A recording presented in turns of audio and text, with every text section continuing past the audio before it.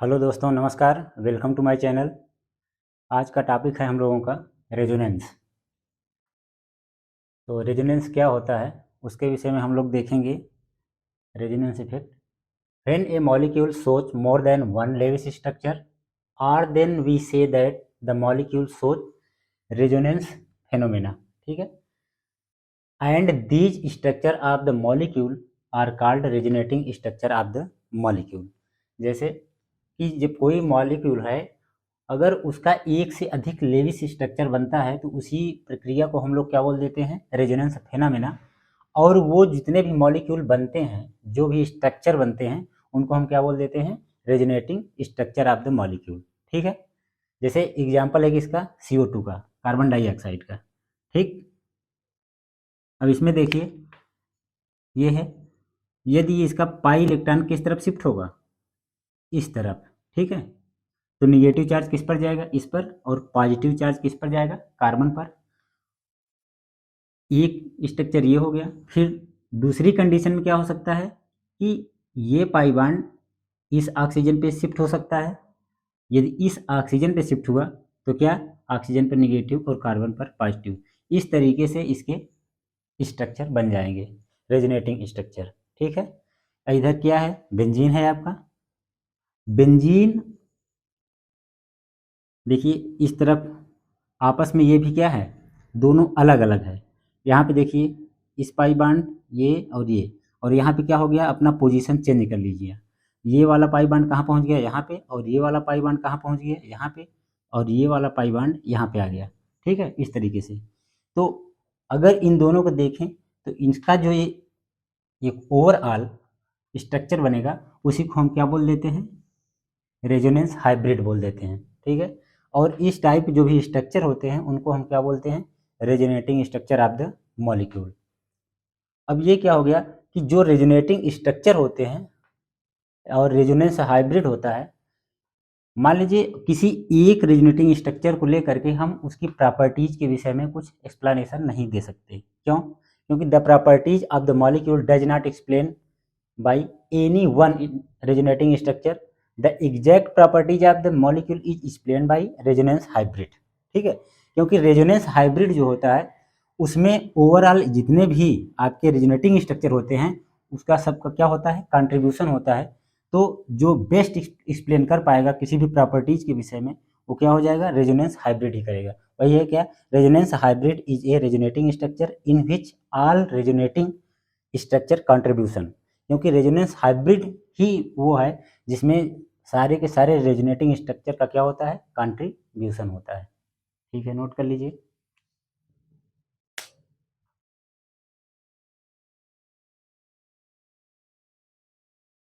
Next part है silent feature of resonance. क्या पहला है, in resonance phenomena only pi electrons participate in the resonance, all atom in the molecule does not change it place during resonance. कहने का मतलब जैसे मान लीजिए रेजोनेंस फेनोमेना है तो उसमें पाई इलेक्ट्रॉन ही क्या करेंगे, डीलोकलाइज करेंगे।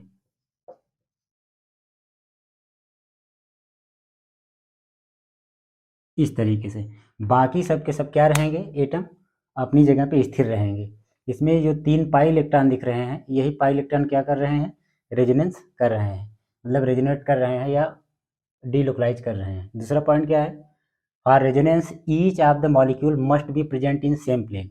कहने का मतलब जो रेजोनेंस की प्रक्रिया है उसके लिए क्या होना चाहिए, सेम प्लेन में होना चाहिए। सेम प्लेन का मतलब आप कह सकते हैं, जैसे मान लीजिए आपका हाइब्रिडाइजेशन है sp2, इसमें आप देख सकते हैं बेंजीन में कि जितने भी आपके कार्बन एटम हैं सारे के सारे क्या हैं, sp2 हाइब्रिडाइजेशन में है। तो इसी वजह से वो क्या कर रहे हैं, आपस में डीलोकलाइज पाई इलेक्ट्रॉन कर पा रहे हैं। यदि इसी में से कोई एक क्या हो जाता है, sp3 हो जाता है हाइब्रिडाइजेशन स्टेट, तो क्या हो जाता है, उसका प्लेन चेंज हो जाता है, तो सेम प्लेन में नहीं रह पाता।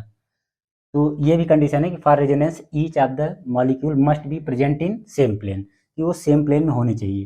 तीसरा पॉइंट क्या कहता है, the energy of resonance hybrid is less than the other resonating structure. Resonance energy is defined as the energy difference between resonance hybrid and more stable resonating structure. कहने का मतलब क्या कह रहा है, the energy of resonance hybrid is less than, जो resonance hybrid होगा उसकी एनर्जी क्या होगी, कम होगी किससे? रेजोनेटिंग स्ट्रक्चर से। क्यों?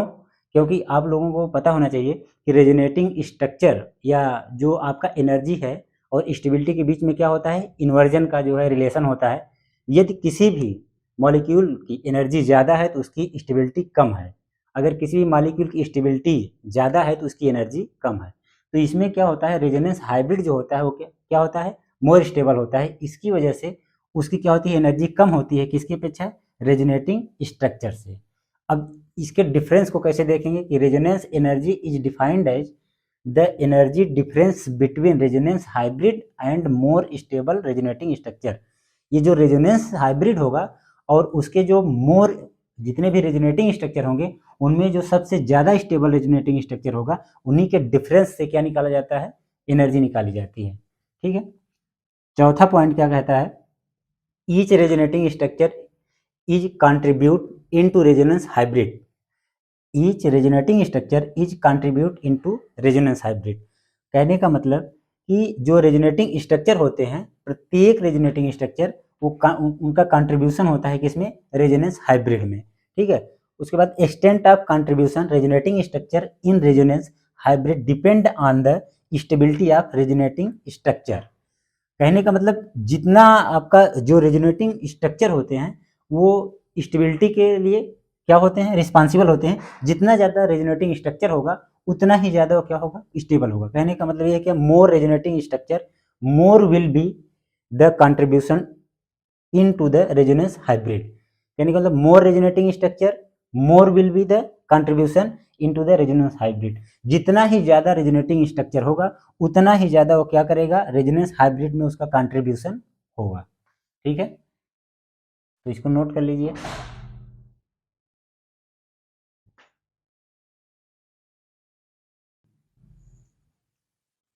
देखिए अगला पॉइंट है स्टेबिलिटी ऑफ रेजोनेटिंग स्ट्रक्चर कि रेजोनेंस रेजोनेंस हाइब्रिड जो है या रेजोनेंस है उसकी स्टेबिलिटी किस पर डिपेंड करेगा? उसमें कई पॉइंट है। इसमें पहला पॉइंट है कि neutral resonating structure are more stable than the charged resonating structure. जो न्यूट्रल मॉलिक्यूल होंगे वो क्या होंगे? ज़्यादा स्थायी होंगे किसकी अपेक्षा? चार्ज मॉलिक्यूल की अपेक्षा। जैसे ये देखिए CH2 double bond CH, C double bond OH, ये पहला स्ट्रक्चर है। मोर इलेक्ट्रोनिगेटिव एटम ऑक्सीजन है, इसकी तरफ जब पाई इलेक्ट्रॉन शिफ्ट होगा तो इस पर निगेटिव चार्ज और इस पर पॉजिटिव चार्ज आ जाएगा। ठीक है, पहला। और दूसरा क्या हो जाएगा?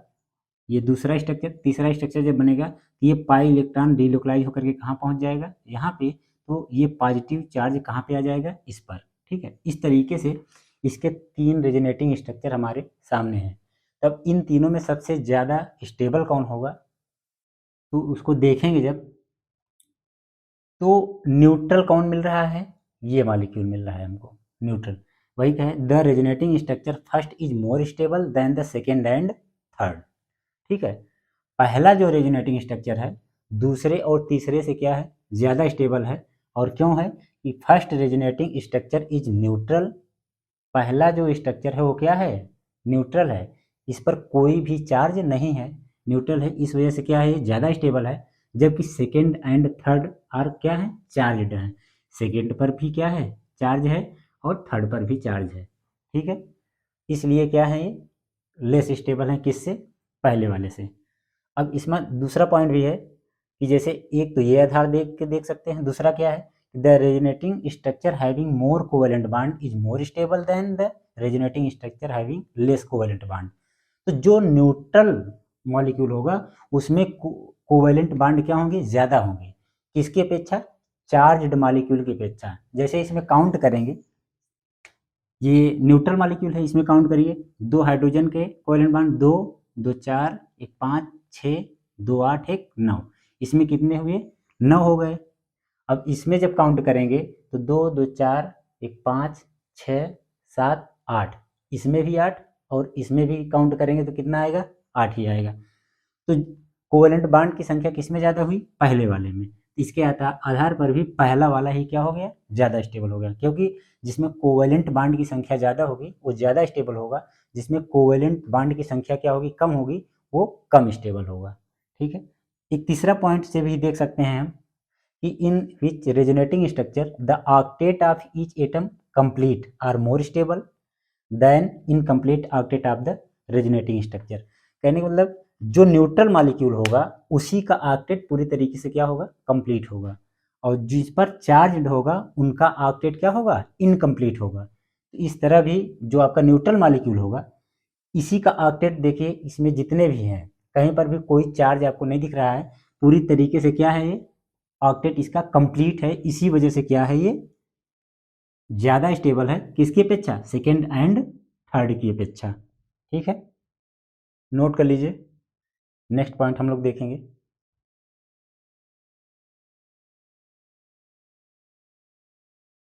दूसरा पॉइंट है क्या, the resonating structure having less charge separating, मतलब लेस चार्ज सेपरेटिंग मतलब डिस्टेंस से मतलब है कि दोनों चार्ज के बीच में दूरी कितनी है, कम है कि ज़्यादा है, is more stable than the resonating structure having more charge separation. ठीक है, कि the resonating structure having less charge separating, अगर कम चार्ज के बीच में जो प्लस और माइनस मॉलिक्यूल में प्रेजेंट है उनके बीच में सेपरेशन क्या है, डिस्टेंस कम है तो ज़्यादा स्टेबल होगा, अगर डिस्टेंस वही क्या है, ज़्यादा है तो कम स्टेबल होगा। तो यहाँ पे देखिए एग्जांपल ओ सेकेंड होना चाहिए, सेकेंड एंड थर्ड का, इसमें देखिए प्लस माइनस यहाँ पे और इसमें प्लस यहाँ पे और माइनस यहाँ पे, दोनों में डिस्टेंस क्या है, फर्क है। तो इसके इस पॉइंट के आधार पे देखा जाए तो second is more stable than third, मतलब सेकेंड वाला क्या हो जाएगा, ज़्यादा स्टेबल हो जाएगा और थर्ड वाला कम स्टेबल हो जाएगा। तो इस तरीके से कह सकते हैं ना कि the second resonating structure is more stable than third. Reason क्या होगा, because in second resonating structure less charge separation than third resonating structure, ये रीजन हो जाएगा। तो इसके आधार पर भी क्या कर सकते हैं आप, स्टेबिलिटी निकाल सकते हैं। जैसे भी अगले पॉइंट में क्या था, तीन था कि न्यूट्रल मॉलिक्यूल और चार्ज मॉलिक्यूल में, तो अब न्यूट्रल और चार्ज में तो हम लोग निकाल लिए, लेकिन जब इन दोनों मॉलिक्यूल में हमको क्या करना होता है, स्टेबिलिटी निकालना होता है, इसकी है ज़्यादा है इसकी ज़्यादा है, तब वहाँ पे हम सेकेंड जो है कि स्टेप का देखेंगे कि the resonating structure having less charge separating is more stable than the resonating structure having more charge separation, कि चार्ज सेपरेशन के आधार पे उसको हम क्या करेंगे, कौन कम स्टेबल है और कौन ज़्यादा स्टेबल है उसको हम देख लेंगे। ठीक है, नोट कर लीजिए।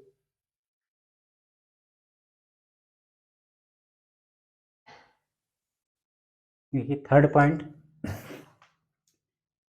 क्या है कि the resonating structure in which the negative charge present on more electronegative atom and positive charge present on less electronegative atom are stable. तीसरा क्या कहता है कि स्टेबिलिटी ऑफ रेजोनेटिंग स्ट्रक्चर के विषय में तीसरा पॉइंट कि जो निगेटिव चार्ज हो वो मोर इलेक्ट्रोनेगेटिव एटम पर हो और जो पॉजिटिव चार्ज हो वो लेस इलेक्ट्रोनेगेटिव एटम पर हो। होता क्या है कि जो मोर इलेक्ट्रोनेगेटिव एटम होता है जब उस पर अगर प्लस चार्ज आ जाएगा तो उसकी इलेक्ट्रोनेगेटिविटी क्या होती है, बढ़ जाती है, लेकिन वहीं पे जब निगेटिव चार्ज माइनस चार्ज आता है तो उसकी इलेक्ट्रोनेगेटिविटी थोड़ा क्या होती है, डिक्रीज करती है, जबकि पॉजिटिव चार्ज आने पर इंक्रीज कर जाती है। तो वही एग्जाम्पल देखिए यहाँ पे कि CH2 बाड N प्लस ट्रिपल बाड N, ये पहला स्ट्रक्चर है और ये दूसरा स्ट्रक्चर है। इसमें आप देखिए कार्बन क्या होता है, लेस इलेक्ट्रोनेगेटिव होता है, लेकिन माइनस चार्ज कहाँ पे आ गया, इस पर, और पॉजिटिव चार्ज किस पर है, मोर इलेक्ट्रोनेगेटिव पर।